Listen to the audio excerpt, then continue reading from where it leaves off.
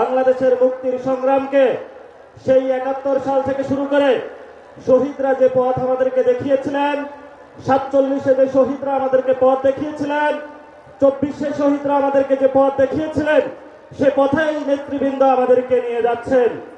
আপনারা জানেন গত ১২ ফেব্রুয়ারিতে নির্বাচন হয়েছিল, আল্লামা মামুনুল হককে তারা ভয় পায় বলেই পার্লামেন্টে ঢুকতে দেয় না।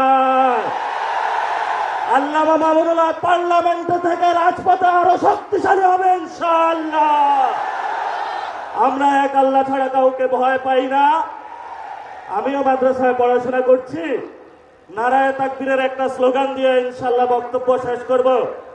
বাংলাদেশে আমরা যতদিন জীবিত থাকবে, বাংলাদেশে যতদিন থাকবে, নারায়ে তাকবীরের স্লোগান চলবে ইনশাআল্লাহ। নারায়ে তাকবীর, তাকবীর।